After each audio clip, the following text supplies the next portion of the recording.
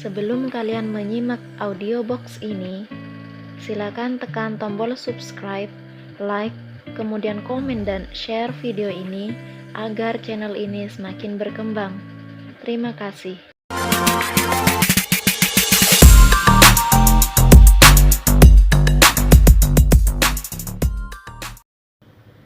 Pikiran Dennis yang sudah sangat kacau karena pertemuannya dengan Dita tadi saat keluar dari warung makan, menjadi amat sangat kacau saat mengantar Daniar pulang ke apartemennya. Hal itu disebabkan karena kedatangan mereka disambut oleh seorang pria berambut pirang panjang yang diikat menjadi satu di tengkuknya. Pria itu menunggu di sofa tunggu, tepat di lobi apartemen. Seketika berdiri, tepat saat Dennis dan Daniar masuk ke lobi. Dengan aksen Britishnya yang kental, pria itu menghampiri mereka. "Dania," sapa pria tersebut dengan suara yang Dennis pikir pernah dia dengar sebelumnya. Daniar tampak terkejut melihat kehadiran pria tersebut di hadapannya saat ini. Dan Dennis meyakini bahwa Daniar merasa was-was. Hal itu bisa dia lihat dari gestur dan perubahan mimik wajah Daniar. "Siapa?" tanya Dennis curiga. Dalam bahasa Inggris, pria itu berbicara lagi. "You didn't forget me, did you, Dania?" "Mike," bisik Daniar masih tidak percaya bahwa pria itu detik ini ada di hadapannya. Parahnya, Mike datang saat dia sedang bersama Dennis. Mike menyunggingkan senyum miringnya. Dia melirik Dennis sekilas, lantas kembali menatap Daniar yang terlihat pucat. "Mike, let's talk somewhere else," ucap Daniar cepat. Namun Mike menolak. Seketika itu juga melemparkan ucapan yang membuat Daniar mau tak mau semakin memucat. "After aborting that baby, you thought you get away from me?" tanya Mike dengan nada rendah yang mengintimidasi. Dennis bukan orang bodoh. Meski keduanya berbicara dalam bahasa Inggris, dia tentu bisa mengartikan percakapan mereka. "Apa maksudnya, Niar?" tanya Dennis langsung, mencekal lengan Daniar tanpa ditahan-tahan. "Kamu pernah menggugurkan kandungan?" Daniar gelagapan mendengar pertanyaan itu. "Dennis, aku bisa jelaskan. Aku mendengarmu. Jelaskan sekarang." Sela Dennis dingin, tak memedulikan Mike yang masih berada di sana. Bahkan tak peduli juga bahwa mereka berada di tempat umum. Seperti paham pertikaian antara Daniar dan Dennis, Mike kembali menyahut sebelum Daniar buka suara. "Dia hamil anak kami dan menggugurkannya tanpa persetujuanku." Kira-kira begitulah perkataan Mike yang dapat Dennis tangkap artinya. Dan itu sudah cukup menjelaskan semuanya. "Shut up, Mike," seru Daniar dengan wajah merahnya. Marah campur panik tengah ia rasakan sekarang. Kedatangan Mike benar-benar di luar kendalinya. Dennis memejamkan mata untuk menekan emosinya dalam-dalam. Apa ini? Jadi kembalinya Daniar kemari hanya untuk kabur dari pacarnya di London. Si Mike ini setelah mereka sempat akan punya anak. Daniar hamil di luar nikah? Terkekeh. Itulah yang Dennis lakukan sekarang. Menertawai dirinya sendiri yang bisa-bisanya dibodohi oleh Daniar. Ingatannya langsung berlari pada saat dulu dia menelpon Daniar dan yang mengangkat adalah seorang pria.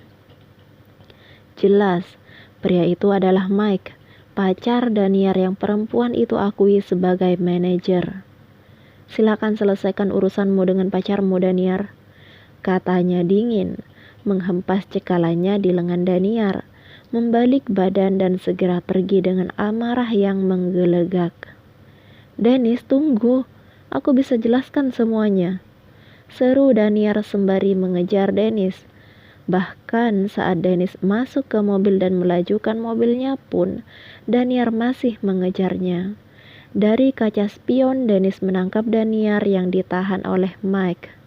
Sian sekali. Mengapa hidupnya setidak beruntung ini? Dia pikir Daniar perempuan baik-baik.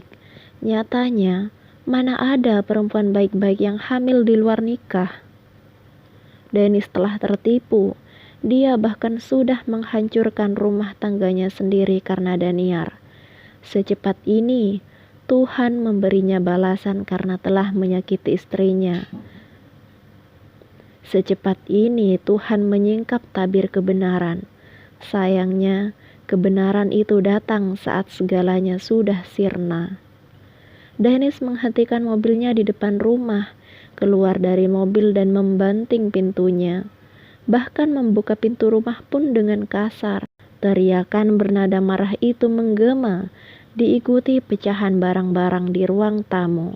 Dennis meninju vas keramik, membuatnya jatuh dan hancur berkeping-keping di lantai. Tanpa peduli dengan tetesan darah di tangannya, ia melangkah menaiki tangga. Ditendangnya pula pintu kamar sampai menjeblak terbuka. Melihat meja rias milik Dita, dadanya makin naik turun.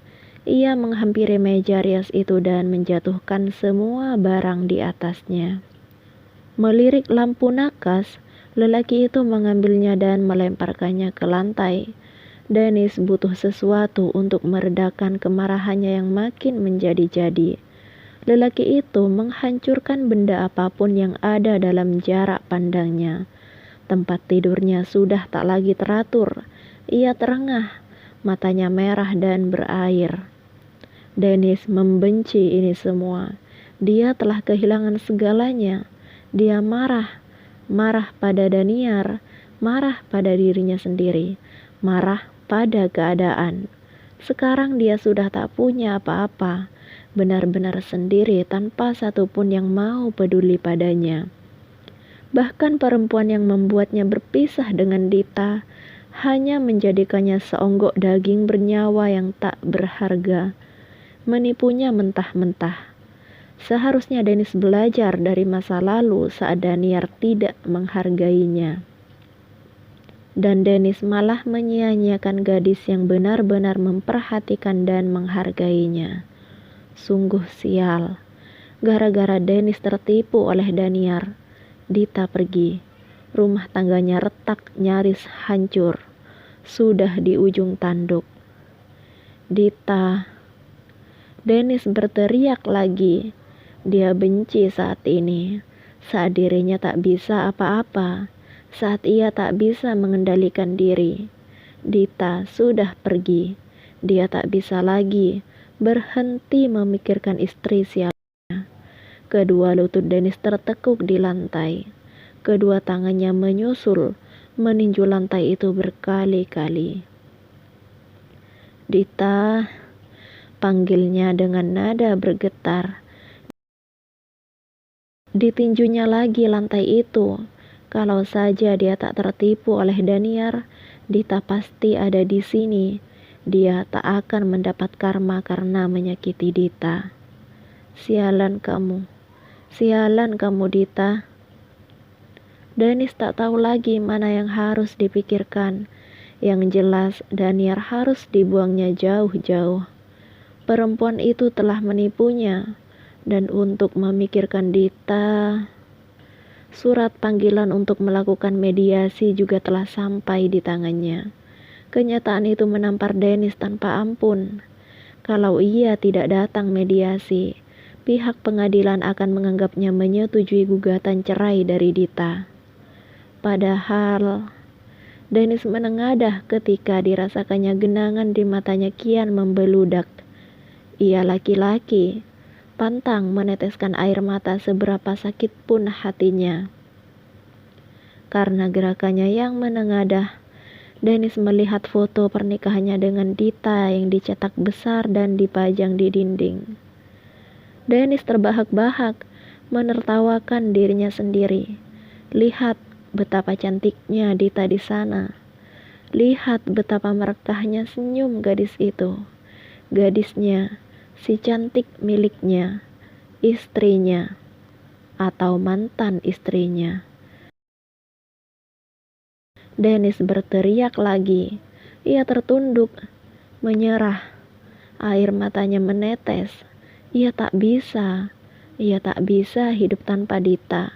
Sekuat apapun dirinya berusaha, ia tetap tak bisa.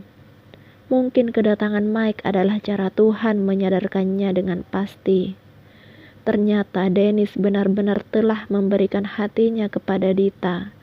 Kesadaran yang diperolehnya dengan sangat terlambat itu membuat Dennis tak berdaya. Harus apa ia sekarang? Harus bagaimana ia sekarang? Aku bodoh, Dita. Aku bodoh. Dennis memukul-mukul kepalanya sendiri. Dia bodoh. Lelaki paling bodoh di dunia. Dennis menginginkan Dita, tetapi dia ketakutan bahwa Dita tak akan menerimanya lagi. Tidak akan ada maaf untuk dirinya. Tidak ada perempuan yang mau kembali pada lelaki yang telah mengkhianatinya. Dennis membutuhkan pegangan saat ini. Ketakutannya telah terjadi. Dia tak punya rumah untuk pulang. Bangunan besar itu seperti tak berguna, karena setiap sudutnya hanya berisi penyesalan dan kehampaan. Dennis kembali melihat foto pernikahannya dengan Dita. Matanya sudah sakit karena dia menangis sejak tadi. Penampilannya pun sudah sangat kacau, sama kacau dengan kondisi kamar yang tak ubahnya kapal pecah. Apakah Dennis memang harus menemui Dita saat ini, lantas mengemis maaf? Dita gadis baik, mungkin akan memaafkan. Tapi, apakah gadis itu akan mau kembali padanya? Dita, bisik Dennis tak berdaya. Tak ada waktu lagi. Jika Dennis tidak mencoba, ia akan menyesal. Sebatas berandai-andai tidaklah berguna. Waktu yang ia sia-siakan untuk pengandaian yang tak beralasan hanya akan membuatnya benar-benar kehilangan Dita. Dennis menarik dirinya, matanya merah dan masih basah. Sekarang dia harus menemui Dita kembali sebelum dirinya gila, agar ia tak hanya berteriak dan menghancurkan isi rumahnya sendiri, bahkan menghancurkan kewarasannya.